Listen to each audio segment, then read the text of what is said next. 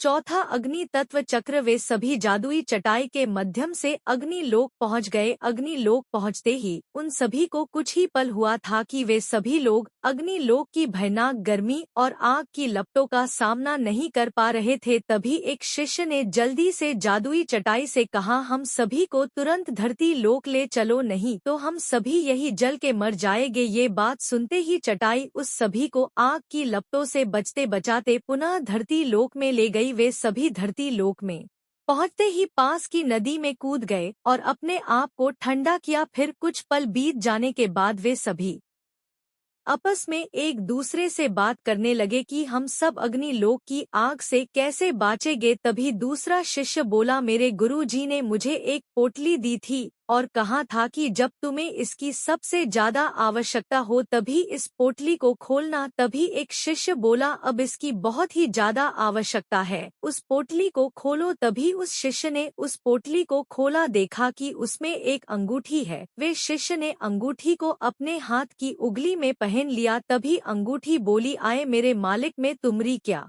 सहायता कर सकती हूँ। तभी शिष्य बोला, क्या आप हम सबको आग में जलने से बचा सकती हो?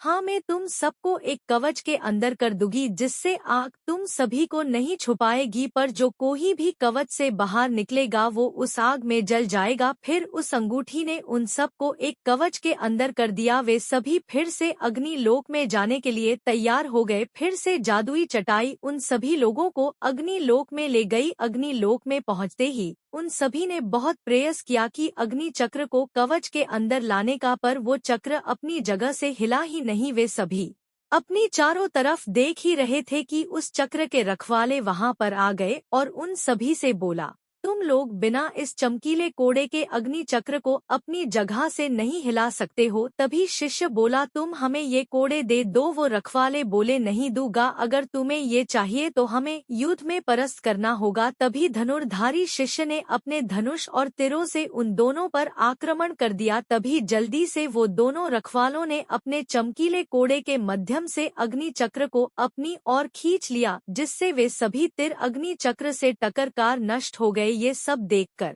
उस शिष्य ने लगातार कई प्रहर किए, लेकिन सभी अस्त्र तीर अग्नि चक्र को कोई भी नुकसान नहीं पहुंचा पाए। वे सभी तीर वही जल के नष्ट हो गए। ये सब देखकर दूसरा शिष्य बोला, इनको परास्त करने के लिए तुम्हें छल अस्त्र का उपयोग करना हो। तभी वे शिष्य ने छल अस्त्र का आवाहन करके आसमान में छोड़ दिया। तभी आसमान से उन दोनों पर आग के गोले गिरने लगे। वे दोनों आसमान की ओर देखने लगे और आग के गोलों से बचने के लिए अग्नि चक्र को कोड़े के माध्यम से गिर रहे आग के गोलों की ओर करने लगे। तभी उस शिष्य को एक मौका मिल गया और उसने जादुई तीर चला के उन दोनों को एक ही रस्सी में बंदी बना लिया और उनसे वे चमकीले कोड़े को ले लिया और अग्नि चक्र को कोड़े के उपयोग से कवच में खींच लिया और उन सभी को अग्नि तत्व चक्र भी मिल गया।